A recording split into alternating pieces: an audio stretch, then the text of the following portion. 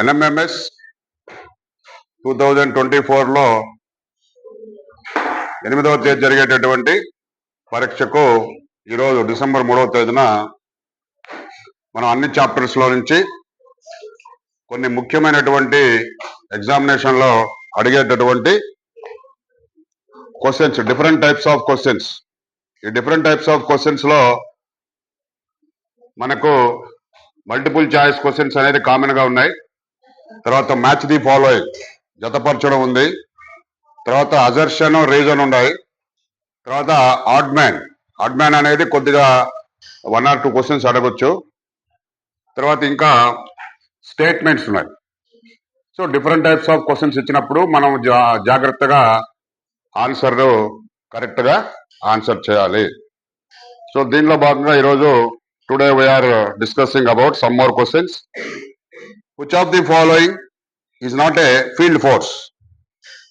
ఇక్కడ మనకు magnetic force ఉంది, ఎలక్ట్రోస్టాటిక్ ఫోర్స్ ఉంది, నార్మల్ ఫోర్స్ ఉంది, గ్రావిటేషనల్ ఫోర్స్ ఉంది.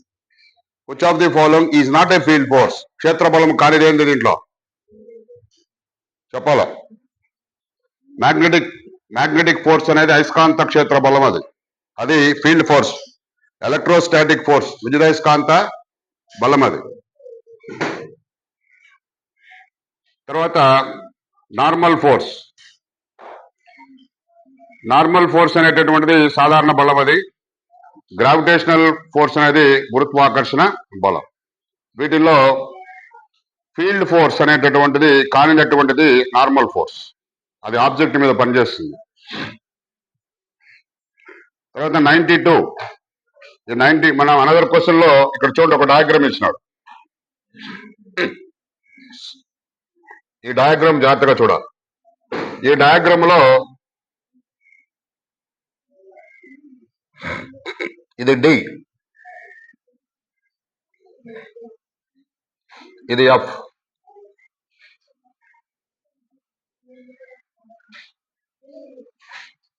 ఇది సి,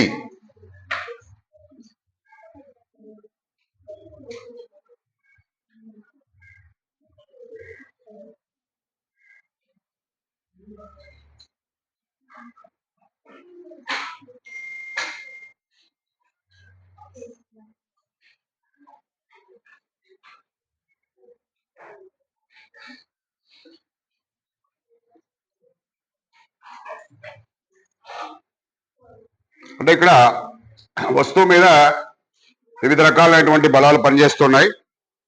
అయితే ఇక్కడ చూపినటువంటి అన్నిట్లో కూడా in the above diagram friction is represented. Friction అంటే ఏంది? ఘర్షణ. ఆ ఘర్షణ బలము ఎక్కడ చూపడుతుంది? బొమ్మలో చెప్పండి. ఘర్షణ బలం సి, ఘర్షణ బలమా? ఎన్ కాదు, డి కరెక్ట్. మనం నెంబర్ ఆఫ్ టైమ్స్ చెప్పినాం, బలము ఈ దిశలో పోతే ఘర్షణ బలం ఈ దిశలో పోతుంది. అది కూడా ఎలా? ఇది తలం, సర్ఫేస్, ఇది ఈ సర్ఫేస్ ని టచ్ చేసుకుంటూ పోతుంది. అది నెంబర్ ఆఫ్ టైమ్స్ చెప్పినాం. అది ఫోర్స్ కి ఎప్పుడూ కూడా ఫ్రిక్షన్ ఫోర్స్ అనేటటువంటిది వ్యతిరేక దిశలో ఉంటుంది. జనరల్ గా దీన్ని మనం దేంతో చూస్తామో? స్మాల్ ఎఫ్ తో చూస్తాం, స్మాల్ ఎఫ్. కానీ అలా చూపించకుండా ఇక్కడ డి అనే లెటర్ ఇచ్చాడు. కాబట్టి మీకు ఫోర్స్ ఎలా ఉంటే ఇంకా మీరు ఏం చూడబడలేదు. ఆపోజిట్ సైడ్ లో ఫ్రిక్షనల్ ఫోర్స్ ఉంటుంది, అది కూడా ఇక్కడ సర్ఫేస్ ని టచ్ చేస్తూ వస్తుంది. కాబట్టి ఆన్సర్ వచ్చేసి మనకు అక్కడ డి. తర్వాత concave mirror forms only real virtual images. ఇక్కడ 2 స్టేట్మెంట్లు ఇచ్చారు. ఆ స్టేట్మెంట్ పి లో concave mirrors forms only real and virtual images, convex mirror forms only real images. మూడోది ఆర్ వచ్చి image in a plane mirror is laterally inverted. 3 స్టేట్మెంట్లు ఇచ్చారు. ఈ 3 స్టేట్మెంట్లు కరెక్టా లేదా ఒక 2 స్టేట్మెంట్లు కరెక్టా అనేది చూడాలి మీరు. Concave mirror forms only real and virtual images. ఓకేనా? అది right. Convex mirror forms real images అనేది తప్పది. మూడోది images in a plane mirror is laterally inverted, అది రైటా తప్ప? మనం చెప్పినాం ప్లేన్ మిర్రర్ లో మనము ఇలా కుడివైపు నిలబడితే మన రైట్ హ్యాండ్ లెఫ్ట్ హ్యాండ్ గా కనిపిస్తుంది, లెఫ్ట్ హ్యాండ్ రైట్ హ్యాండ్ గా కనిపిస్తుంది. దీన్నే లాటరల్ ఇన్వర్షన్ అన్నాం. కాబట్టి మనకి ఇక్కడ ఏవేవి కరెక్ట్ అంటే PR correct, first statement correct, last statement correct. Next assertion and reason లో we feel sweaty in some coastal regions in hot summer days. సముద్ర తీర ప్రాంతంలో వేసవి కాలంలో మనకు బాగా ఉక్కపోసినట్లుగా అనిపిస్తుంది, అది అజర్షన్. రీజన్ ఏంది? If the humidity is high we feel sweaty. మనకు హ్యూమిడిటీ ఎక్కువగా ఉంటే మనకు చెమట పోసినట్లుగా ఉంటుంది. దీనికి రెండు కూడా both A R true, R is correct explanation of A. అంటే రెండు స్టేట్మెంట్లు కరెక్ట్, రెండవ స్టేట్మెంట్ మొదటి స్టేట్మెంట్ కి కరెక్ట్ అయినటువంటి ఎక్స్ప్లెనేషన్, అంతే కదా. We feel sweat in the coastal reasons, చెమట ఎక్కువగా వస్తుంది అక్కడ సముద్ర ప్రాంతంలో వేసవి కాలంలో. దానికి కారణం ఏంది? హ్యూమిడిటీ, గాలిలో హ్యూమిడిటీ ఎక్కువగా ఉంటే మనకు we feel sweaty. If the humidity is high we feel sweaty అన్నాడు.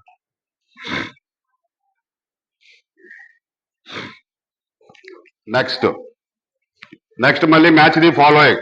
మీకు number of match the followings చెప్తున్నాం మనం, ఎందుకంటే different types of match the followings అడుగుతున్నారు కాబట్టి. ఇక్కడ మళ్ళీ కాలం ఏ, ఇక్కడ మళ్ళీ కాలం బి, మ్యాచ్ చేసుకుంటాం రెండు కూడా. ఇక్కడ వచ్చి ఒకటిలో ఏమి ఇచ్చాడు?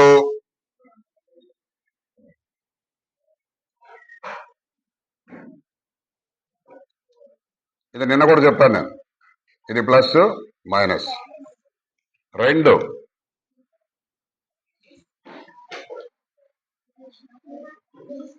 మూడు నాలుగు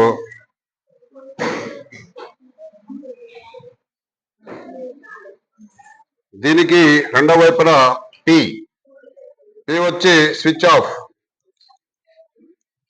ఆఫ్, క్యూ వచ్చి బ్యాటరీ, BATTERY బ్యాటరీ. ఆర్ వచ్చి బల్బ్ ఆఫ్, ఎస్ వచ్చి ఫ్యూజ్. మీరు మ్యాచ్ చేయండి. బ్యాటరీ దేనికి సరిపోతుంది? క్యూ కదా, దీనికి క్యూ కదా. తర్వాత స్విచ్ ఆఫ్, వెరీ గుడ్, ఇది స్విచ్ ఆఫ్. తర్వాత ఫ్యూజ్ ఇదే కదా, ఇంకా మిగిలింది బల్బ్ ఆఫ్. ఇది నంబర్ ఆఫ్ టైమ్స్ చూసాం కాబట్టి మీకు కూడా కొంత ఐడియా వచ్చింది. వీటి మీద మ్యాచింగ్ ఇస్తే మీరు ఈజీగా చేయొచ్చు. తర్వాత identify correct statement.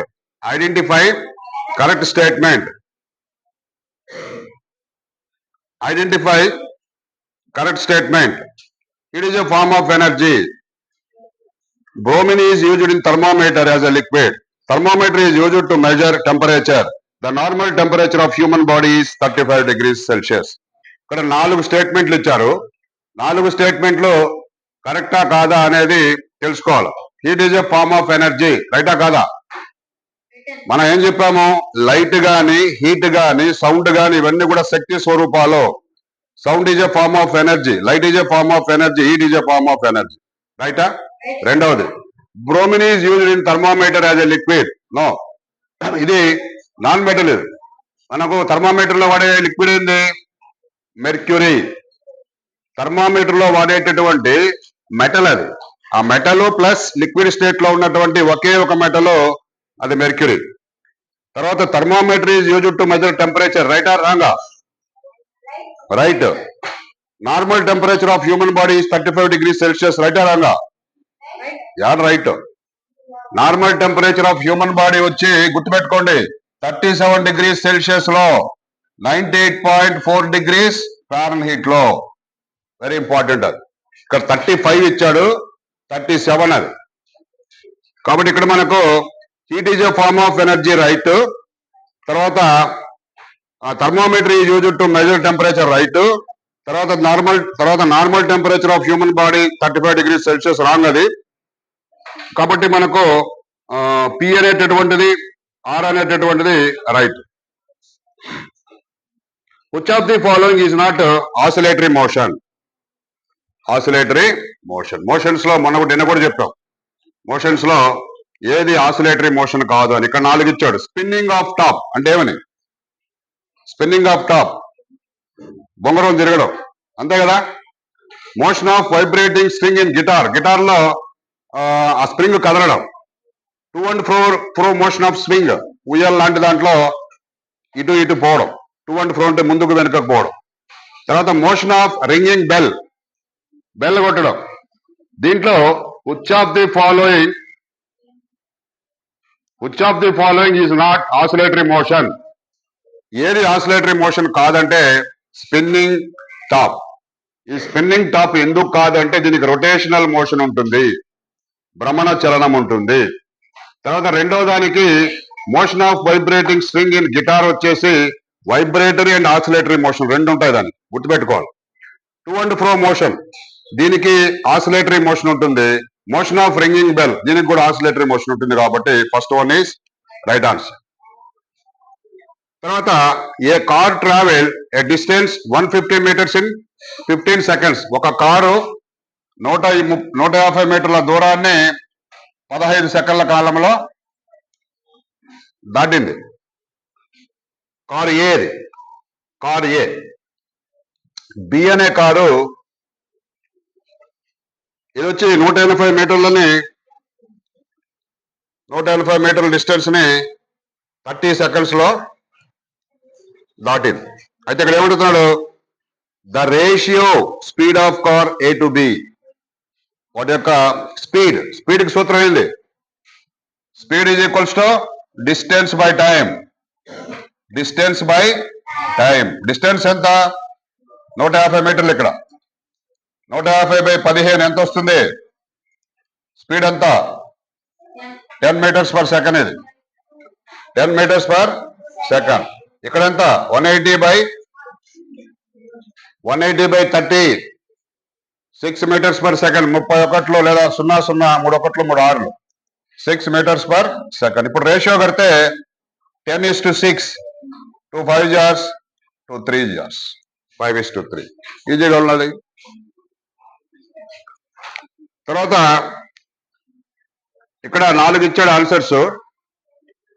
A mirror used by dentist, B torches, C headlight of mirror, D rear view mirror.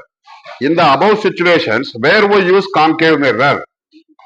ఈ కాంకేవ్ మిర్రర్ ని ఇప్పుడు నేను చెప్పినటువంటి సందర్భాల్లో మిర్రర్ యూజ్డ్ బై డెంటిస్ట్ అంటే దంత వైద్యుడు ఏ మిర్రర్ ఉపయోగిస్తాడు, టార్చ్ లైట్ లో ఏ మిర్రర్ ఉపయోగిస్తారు, కార్ హెడ్ లైట్లలో ఏ మిర్రర్ ఉపయోగిస్తారు. తర్వాత రియర్ వ్యూ మిర్రర్స్. ఇక్కడ అడిగింది కాంకేవ్ మిర్రర్ కాబట్టి ఏబిసిలో కాంకేవ్ మిర్రర్ ఉపయోగిస్తారు. ఈఎన్టీ డాక్టర్ కూడా కాంకేవ్ మిర్రర్ ఉపయోగిస్తాడు, అంటే ఇయర్, నోస్ అండ్ థ్రోట్. ఆయన కూడా కాంకేవ్. అర్థమైందా? ఇప్పుడు నెక్స్ట్ ఇక్కడ చూడండి, angle between incident ray and surface అన్నాడు. ఇది సర్ఫేస్, ఒక ఇన్సిడెంట్ రే ఇలా వచ్చింది, ఇక్కడ నార్మల్ గీసాము, రిఫ్లెక్టెడ్ రే ఇలా వెళ్ళింది. ఇన్సిడెంట్ రే వచ్చి ఎంత ఇచ్చాడు ఇక్కడ? Incident ray 30 degrees. 30 డిగ్రీస్ అయితే ఇక్కడ మనం కనుక్కోవాల్సింది ఏంటంటే గ్లేసింగ్ యాంగిల్ అంటాం. గ్లేసింగ్ యాంగిల్ సర్ఫేస్ కి ఇన్సిడెంట్ రేకి మధ్య ఉండే ఈ యాంగిల్ ఎంత అవుతుంది? ఇది మొత్తము ఇలా ఉంది కాబట్టి ఏమంటాం? దీన్ని ఏం కోణం అంటాం? 90 డిగ్రీస్ అంటే ఏమంటాం? Right angle. అది 90లో ఎంత పోయింది? ఇక్కడ 30 పోయింది. 30 పోతే ఇంకెంత ఉంది? ఇక్కడ 60 డిగ్రీస్. దీన్ని గ్లేసింగ్ యాంగిల్ అంటారు. గ్లేసింగ్ యాంగిల్ అంటారు. అంతే. ఈ పక్కన అట్ట తీసుకోవచ్చు మీరు. ఇక్కడైతే ఐతో చూపిస్తాము, అక్కడైతే ఆర్తో చూపిస్తారు. నెక్స్ట్ వచ్చి మ్యాచ్ ది ఫాలోయింగ్. నిన్న చెప్పాను నేను, నిన్న చెప్పాము, మళ్ళీ కూడా చెప్తున్నాను. ఇక్కడ 8 న్యూటన్స్, 8 న్యూటన్స్. ఎస్. అదేవిధంగా రెండో బొమ్మలో 8 న్యూటన్స్, 8 న్యూటన్స్. Very good. మూడో బొమ్మలో 7 న్యూటన్స్, 5 న్యూటన్స్. లాస్ట్ వచ్చి 15 న్యూటన్స్, 9 న్యూటన్స్. ఎంత? 6. సో మనం ఇక్కడ రిజల్టెంట్ ఫోర్స్ ని మనం మ్యాచింగ్ చేసుకోవాలి. ఇక్కడ మ్యాచింగ్ చేసుకుంటే సరిపోతుంది. ఇక్కడ 8, 8, 16. ఇక్కడ 16 వేస్తాము. ఇక్కడ వచ్చి 0, ఇక్కడ 0 వేస్తాము. ఇక్కడ 2, ఇక్కడ 6, 6, 2. మీరే దాన్ని నీట్ గా చేసుకోండి. దీని మీద లెక్క వస్తే మీరు ఈజీగా ఎక్కడ ఇదేలే అట్ట కాదులే, మేము ఊరికే మ్యాచింగ్ చేయాల, ఊరికే వేసాను. మనం మ్యాచింగ్ చేసుకోవచ్చు, ఏమి చేయదనేది. అయిపోయింది, టైం లేదు. తర్వాత మీకు అనదర్ ఇంపార్టెంట్, నిన్న కూడా చెప్పాము అది. తర్వాత ఇంకొక మ్యాచింగ్ కెమిస్ట్రీలో, preparation of pickles. Preparation of pickles అంటే పచ్చళ్ళు. ప్రిపరేషన్ ఆఫ్ పికిల్స్ ఒకటి. 2 కూల్ డ్రింక్స్, జాగ్రత్తగా వినాల, cool drinks. 3 batteries, very very important matching ఇది. 4 removal of ink stains. Removal of ink stains, సిరా మరకలు. ఇక్కడ మ్యాచింగ్ లో వచ్చి ఆక్సాలిక్ యాసిడ్, రెండవది వచ్చి సల్ఫ్యూరిక్ యాసిడ్ H2SO4, మూడవది వచ్చి కార్బోనిక్ యాసిడ్, కార్బోనిక్ యాసిడ్, నాలుగవది వచ్చి అసిటిక్ యాసిడ్. ఇప్పుడు మీరు చెప్పాల మ్యాచింగ్, నువ్వు చెప్పు. ప్రిపరేషన్ ఆఫ్ పికిల్స్ లో వీటిలో ఏ యాసిడ్ వాడతారు? ఏ యాసిడ్ వాడతారు? చెప్పు. Acetic acid. దీన్నే మనం ఏం చెప్పాము? 8% of diluted acetic acid is called vinegar అని కూడా అంటారు. వినేగర్, డైల్యూటెడ్ అసిటిక్ యాసిడ్ వాడతారు. కూర్చో కూర్చో. నెక్స్ట్ కూల్ డ్రింక్స్ లో ఏ యాసిడ్ ఉంటుంది? Very good, carbonic acid. దీని ఫార్ములా కావాలన్నా కూడా మీకు H2CO3, CO2 plus H2CO3. Next batteries లో యాసిడ్ ఉంటుంది.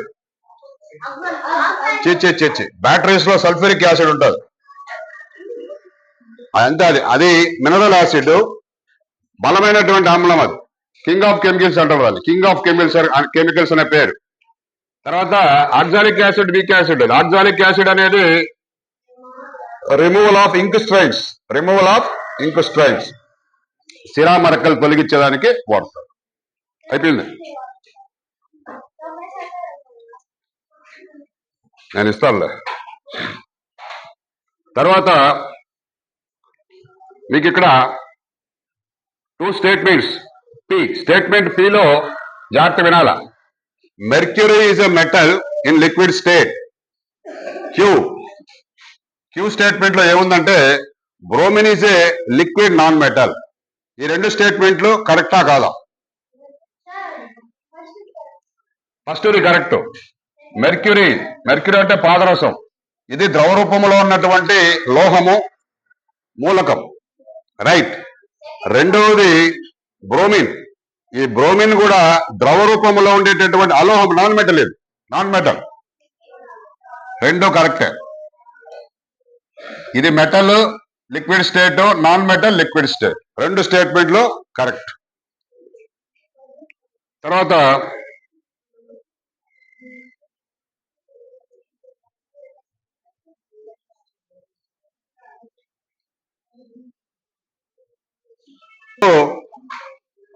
నాలుగు పదార్థాలు ఇచ్చాడు. దాంట్లో సాల్ట్ కాదు ఏందో చెప్పమన్నాడు. Baking soda, starch, sugar, sugar, washing soda, baking soda, starch. అక్కడ సాల్ట్స్ ఏంది? అక్కడ baking soda, washing soda. Remaining sugar and starch వచ్చేసి సాల్ట్స్ కాదండి. నెక్స్ట్ మళ్ళీ మీకు నిన్న చెప్పినటువంటి రెజిన్స్, ఈ రెజిన్స్ లో మళ్ళీ కూడా మీకు కోడ్స్, రెజిన్ కోడ్స్ ఇక్కడ చూడండి. మీరు చెప్పాలి ఇప్పుడు. పీవీసీ ఒకటి వచ్చి పీవీసీ, మీరు కోడ్ నెంబర్ చెప్పాలి. నిన్న చెప్పాను నేను. ఎల్డిపిఈ అరబాబ్, ఎల్డిపిఈ, హెచ్డిపిఈ, 4 వచ్చి పిఎస్, ఇక్కడ వచ్చి 2 మ్యాచింగ్ లో ఇక్కడ వచ్చేది మనం 2 పీవీసీ, 3 ఎల్డిపిఈ,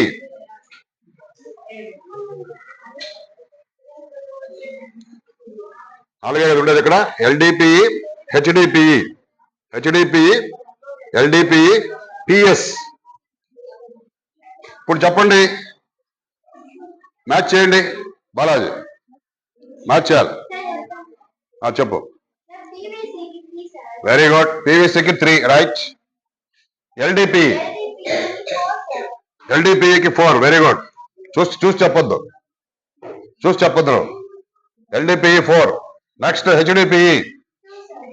హెచ్డిపిఈకి 2 రైట్. పిఎస్ 6. ఇవి మీరు నేర్చుకో ఉండాలి. ఇప్పటికే రెడీగా ఉండాలి. మీరు రెడీగా లేరు. చూడా